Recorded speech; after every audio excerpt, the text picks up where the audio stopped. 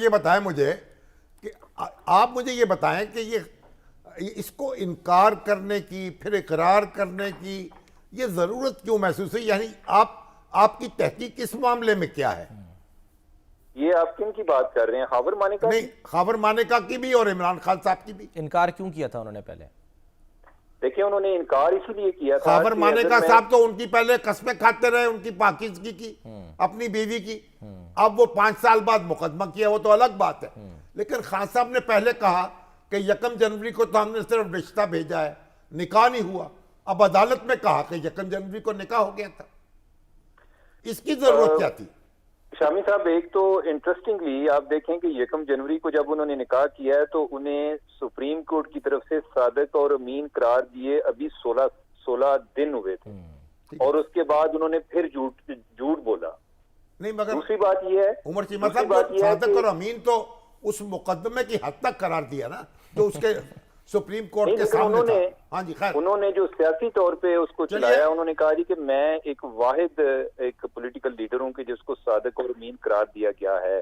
ٹھیک ہے، تو خان صاحب کو اس میں یعنی یہ تضاد پیدا کرنے کی ضرورت کیا تھی؟ کیا سمجھتے ہیں آپ؟ ہاں، ان کو ضرورت یہ تھی کہ ان کو پتا تھا کہ عدت کے دوران نکاح کرنا یہ ایک لا کی وائلیشن ہے۔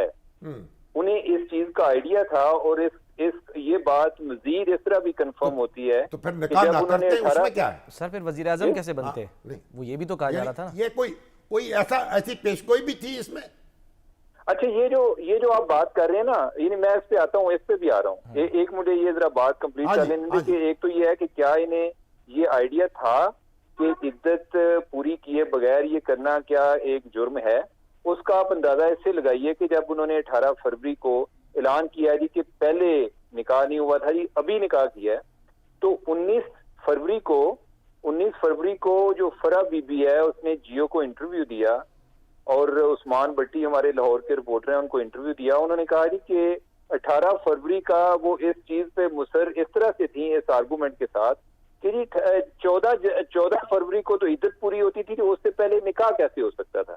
ٹھیک ہے، اس سے ایک بات تو یہ پتا چلا کہ وہ جھوٹ کیوں بول رہے تھے پہلے، کہ وہ اس چیز کو چھپانے کی کوشش کر رہے تھے۔ انہیں پتا تھا کہ عدت والا معاملہ سنگین ہے۔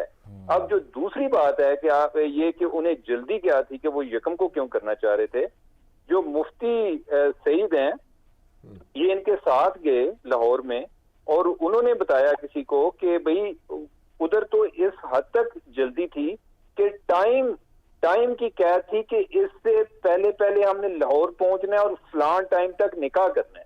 اب یہ میرے خیال ہے کہ بشرا بی بی جو ہے ان کی کوئی ترجیحات تھیں، ان کے ذہن میں تھا کہ جو ہے نا وہ اندھیرا پڑنے سے پہلے کرنا ہے، یا فلاں اس کے بعد 2 تاریخ شروع ہو جاتی ہے، یا کون سا دن شروع ہو جاتا ہے۔ یہ آگے ساری جو ترجیحات ہیں یہ تو بشرا بی بی بتا سکتی ہیں کہ اس تاریخ کو کرنے سے عمران خان کے وزیر اعظم بننے پہ کیا اثرات ہوئے ہیں۔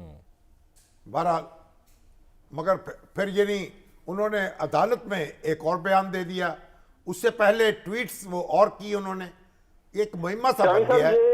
یہ دیکھیں نا، ہمارے بہت سارے لوگ اب عدت پہ اٹکے ہوئے ہیں۔ اگر عدت کو فار اے مومنٹ ہم اگنور بھی کر دیں، کہ ہم یہ بھی سمجھیں جی کہ یہ عدالت نے بھی اوور ڈو کیا ہے، تو کیا کسی نے یہ بات کی کہ اتنا بڑا پاپولر لیڈر کہ کس ڈٹائی کے ساتھ اس نے جھوٹ بولا؟ اس پر کوئی بات نہیں کرتا۔ صادق اور امین والا مسئلہ بعد میں بھی یعنی کہ اس کے پر آ گیا۔ یہ تو اب ان کے اب کیا کہیں اس کے اندر، ہم اس پہ افسوس کا اظہار ہی کر سکتے ہیں۔ ایگزیکٹلی، ٹھیک ہے۔